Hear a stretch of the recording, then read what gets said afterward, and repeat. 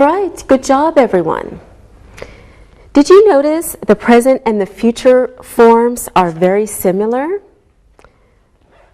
For example, love changes to will love, and remember changes to will remember. Alberto, do all past verbs end in ed? No, they don't. There are irregular verbs too. Very good. Sylvia, do irregular verbs have ed in the ending? No, they don't. They have special forms in the past. Can you give me an example of such an irregular past verb? Present sleep, past slept. Good. Present sleep, past slept. Good. Okay, and another example, Linda. Okay, present draw, past drew. Very good. Present draw, past drew. Okay, now you're going to put the following short sentences into the past. Take a look at your screen. Present tense, I break the window. Linda, you start. I broke the window. Yes, I broke the window. Alberto? She washed her face every morning. Good. She washed her face every morning. Okay, they come to school. Sylvia? They came to school. They came to school. Good. And the next one, Sylvia, I give her a present for her birthday. I gave her a present for her birthday. Very good. I gave her a present for her birthday. Linda, she smiles a lot. She smiled a lot. Good. She smiled a lot. You do the next one too. A lot of people watch TV.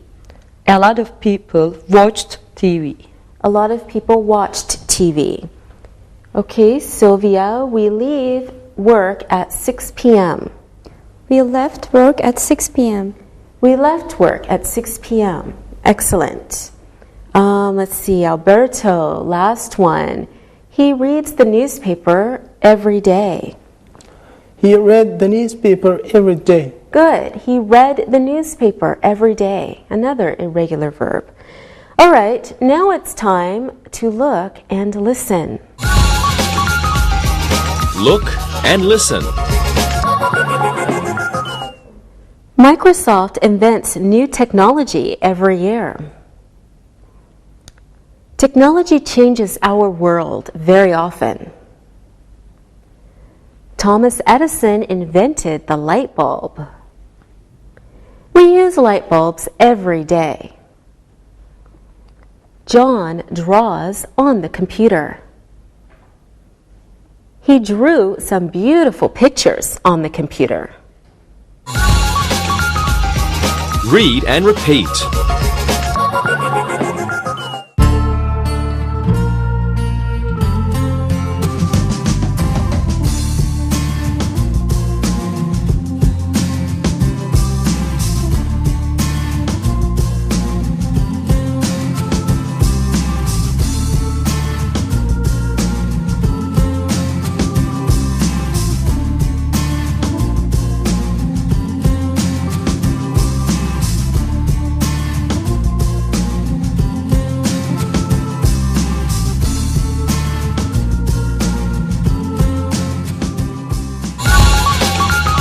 The passive.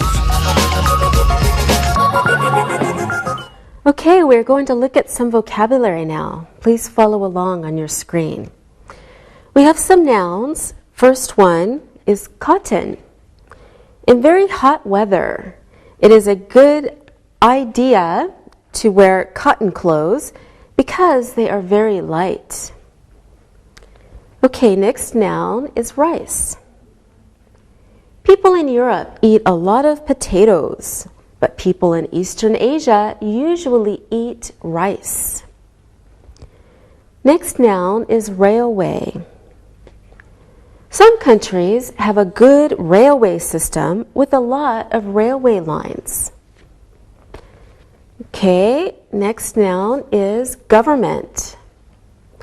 Every country has a government that makes important decisions for the country. We also have a play. I went to the theater last night. I saw a very funny play. It was a comedy. Next noun we will learn is century. We live in the 21st century. Okay, now we need to learn some verbs. First verb, to protect. A mother wants to protect her children.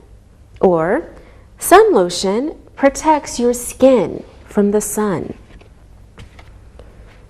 Next verb is to grow. Young children grow very fast. A lot of farmers in China grow rice. Our next verb is to compare. When we compare India and Russia, we can see that Russia is bigger than India, but India has more people than Russia. Okay, now let's talk about the third part of the verb, the past participle. Some grammar books call it verb 3. We will learn how to form it and when to use it. So it's the past participle we want to look at now, also known as verb 3. Now let's go back to two sentences we wrote down earlier. We said Columbus discovered America. Remember? We also said Columbus drew a map of the world. Linda, could you read the first sentence? Columbus discovered America. Thank you. In this sentence, the names Columbus and America are both very important information. Now, suppose we are talking about America, not about Columbus. The name Columbus is not important, so we don't have to use it in the sentence. Instead, we can talk about the year of the discovery. For example, we can say, America, and then we need discover, then we need in 1492. Now we want to write a sentence starting with the word America. Alberto, can I say America discovered in 1492? No, you can't. That's right. Now let me ask you, did America do the action of discovering? No, Columbus did the action. Columbus discovered America. Okay. America and discovered. So can we say America discovered? Of course not. America didn't discover anything. Exactly. So we can't use that. Now, in this sentence, is America the subject or the object, Linda? America is the object and Columbus is the subject. Very good. Okay, Columbus is the subject because he does the action. America is the object because it's what Columbus discovered. Now, Sylvia, which one always comes first in an English sentence, the subject or the object? The object always comes first. Are you sure, Sylvia? Yes, I'm sure. The object always comes first? I'm sorry, the subject always comes first. Okay. Comes first. Now, if we start our new sentence with America, America will be the subject, but we have to change the verb. So we have to use the passive verb form. Okay, so let's look at this new sentence. America was discovered in 1492. This is a passive sentence. So America was discovered in 1492. Now, let me ask you again. Who did the action of discovering? America or Columbus?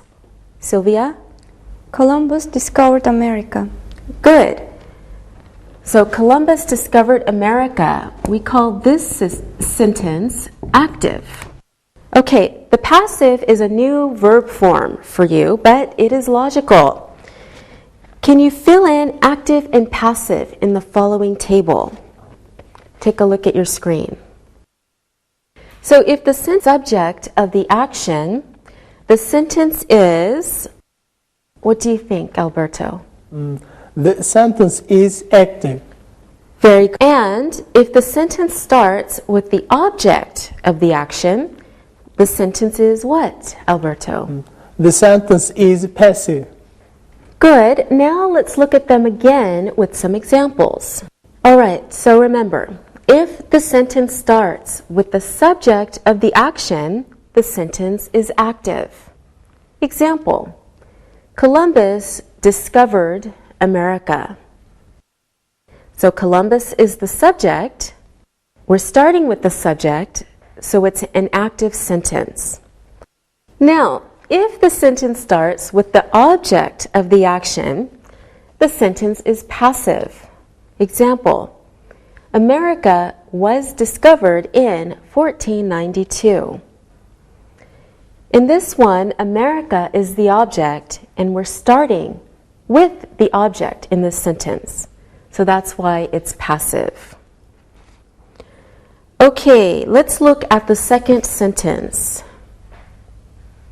Can you read it, Linda? Columbus drew a map of the world. So who did the action of drawing, Columbus or a map? Columbus did the action, so Columbus is the subject. All right, so Sylvia, is this an active or a passive sentence? It is an active sentence. Right, now let's try to say a passive sentence. Alberto, you start. A map of the world was.